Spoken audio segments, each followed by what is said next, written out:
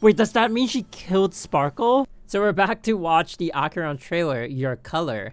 And besides the two, actually the animated short and the Myriad Celestia trailer, I have only ever watched one Honkai Star Rail video, and that is the one where they showed all the Eons, the one that had Black Swan before they even released Black Swan into the story. So yeah, I don't really know what to expect from this. I have never seen a character trailer for Honkai Star Rail before.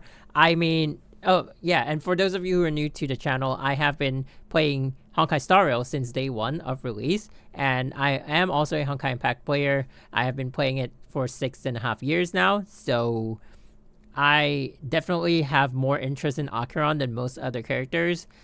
So yeah, I'm really excited to see this, and it's only 2 minutes and 50 seconds, so we'll see what they have for us.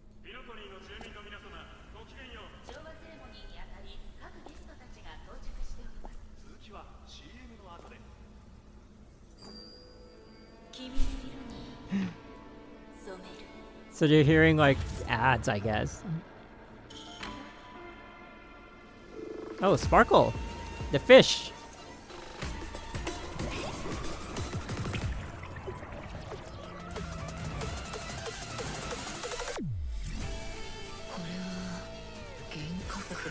Okay, so it's so Sparkle is like being an imposter again. Yo, what? Damn! What an intro, Acheron. Wait, she can become more than one? How do we know we're not just in an illusion and everyone we're meeting is actually just Sparkle? Also, who the heck is that? That's probably her when she was in Izumo.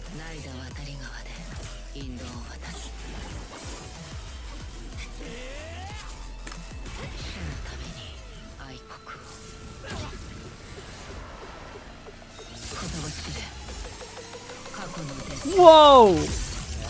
Dude, that... Okay, this is insane. What? What did I just see? What the heck? What was that?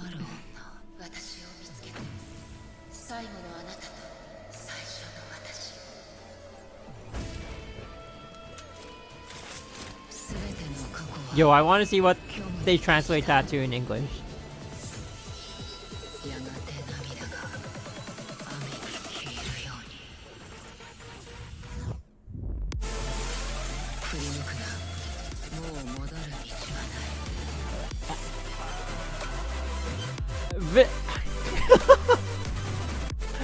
Damn!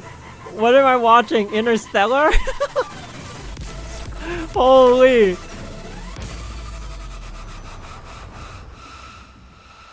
Oh my god.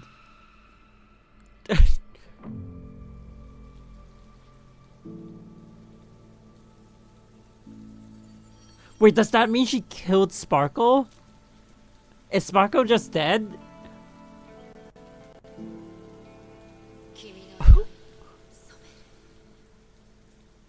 Wait, also...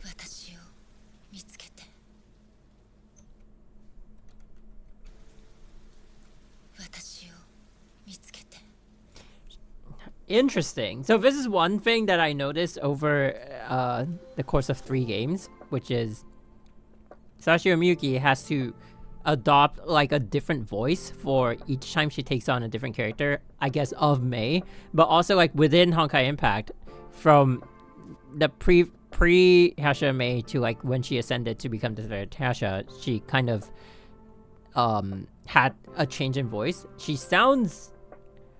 I think Acheron sounds more like Raiden A from Genshin Impact, but then this...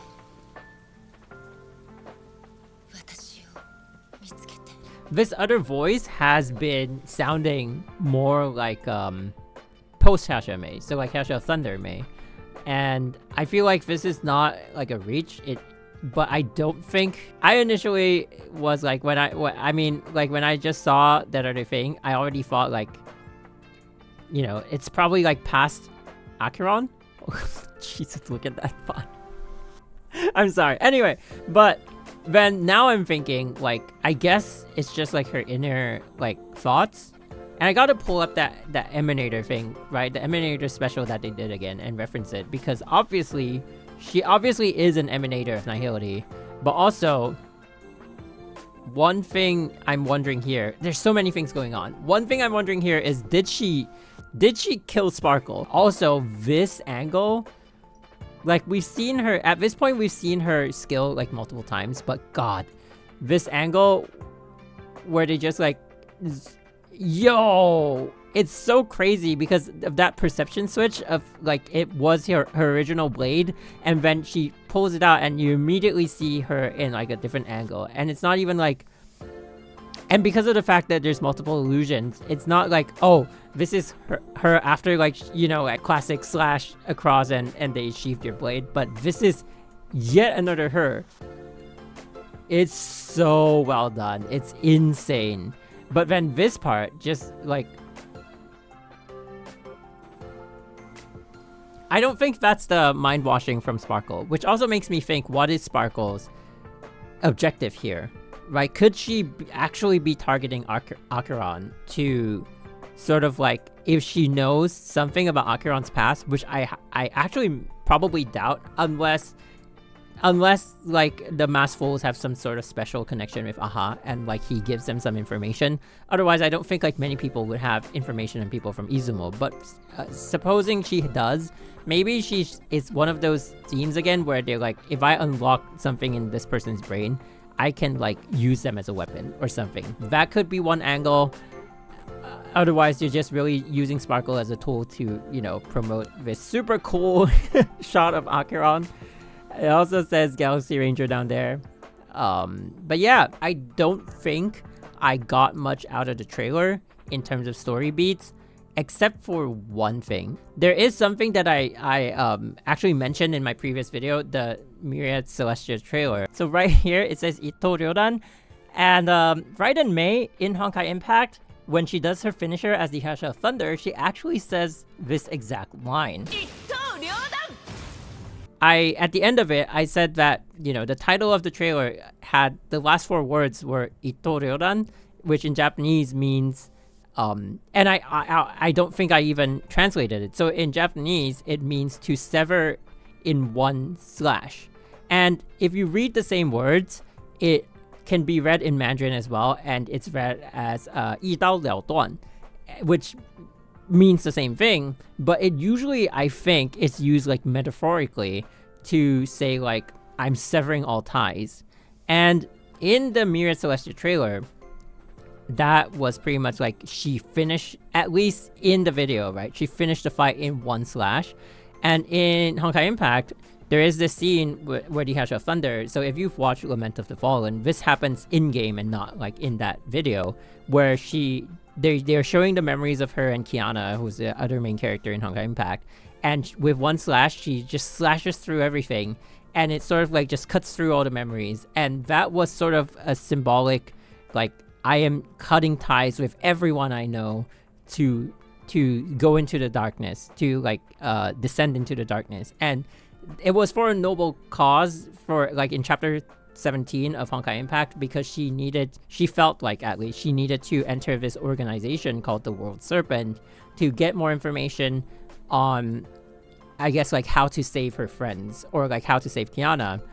And then after that, she actually had her whole redemption arc, and she ascended to become the Hasha of Origin. Now, obviously, for Acheron, it's a bit reversed. They forged the Sword of Origin first, and with that, she did her Ito Ryodan, and, like, severed basically everything she had to do with Izumo, right? And that was her descent into darkness, essentially giving into the shadow of the Aeon of Nihility and then becoming a self-annihilator. At least that's what I think. I did have someone tell me, like, go watch the English one, because my friends know I always only watch the Japanese one. So also with that, I have been playing Honkai Impact for 6.5 years, so I'm so used to the characters, like Himeko, Sakura, because it was weird hearing the English voice in Genshin. So Sakura, or Yae Sakura, Mei as well. All these voices, I feel like it's very uncanny to listen to their English voices, but I do think their English voice actors do a really great job. But it's just like I'm so used to, like, I see this character, that voice already comes to mind, and if it's someone else, it's kind of weird. It doesn't happen for, like, I don't know, Adventuring and all that, like, because they're just totally new characters, so my brain doesn't expect something out of it, I guess. But yeah, there we go. Self-Annihilator. Yeah! So she is confirmed. Because I talked about it pretty early, but I think it's just so obvious that, like, anyone could actually grasp it anyway. But yeah, I think Acheron is definitely on her redemption arc. If they kind of like follow through with, you know, because we're drawing all these parallels, after that one slash, she severs ties with everyone that she knows, and then she descends into darkness.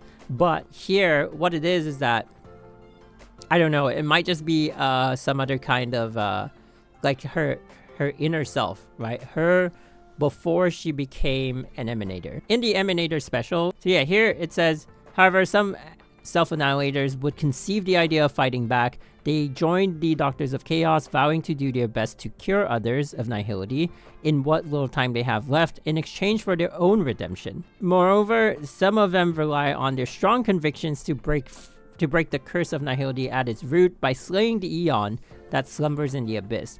This one I don't understand though. Like, what does it mean by slaying the Eon? Like, is it a hypothetical thing? Because obviously Ix is still around. I don't really get it, but I don't think it will end with Acheron slaying Ix. But I do think it would be something along the lines of she will remember her past, and maybe she will start trying to help people out of the path of nihility if that is like what redeems them. Because I just feel like there's some kind of redemption arc to be had here. That's the only thing I could get out of this video. Other than that, the video is pretty much a really, really good showcase. They did a really good job. The art style, the art direction, and all the fighting and animation is wild. I don't know, like, I'm watching like Cyberpunk, Blade Runner, Interstellar, Inception all at once. It's pretty crazy. I think what it is Acheron probably has multiple sources of power. We don't know what the Kami was, so the Kami might have been just another race. They might have drawn power from another Eon, right? And if then the people of Izumo drew power from the Kami, and she was holding, like, I assume she was holding the lightning blade, and then after that she was holding the blade of origin, then her blade actually originates from another source of power, which is what I was hypothesizing the last time. So she innately has some source of power, her blade is another source of power, and then she also has the nihility in her. And so I think what it is that her previous sources of power are sort of like fighting, like she has this advantage like above other self-annihilators where they purely have the power of nihility. She has other sources of power internally fighting against it, and sort of like saving her from like an ultimate doom. Because it seems like the Emanator special states that the self-annihilators will eventually just die. And I think it might be a thing of like them being on this path of like just, you know, nihility, and then eventually just losing all reason and just like losing it totally, and then just giving up. And so because she's not entirely on that path, it's like all these other paths are fighting back and trying to bring her back from and redeem her. And I feel like Acheron is going to have this redemption arc. Maybe it will end in 7.4. Maybe she'll be that kind of like dying slave character, you know, like in Genshin. Once in a while we get to see her and she comes back and drives the story forward. She might be taking that role. So we don't know, but I think it's something along those lines. At least that's what the trailer gives me. So what were your thoughts? Let me know in the comment section down below. And yeah, I hope you guys enjoyed this reaction. And if you want to see me, I guess in future, react to like all the other videos, since this makes the 4th video that I'm watching for Honkai Star Rail, then let me know as well. And yeah, thank you guys for watching, and I'll see you guys next time. Bye-bye.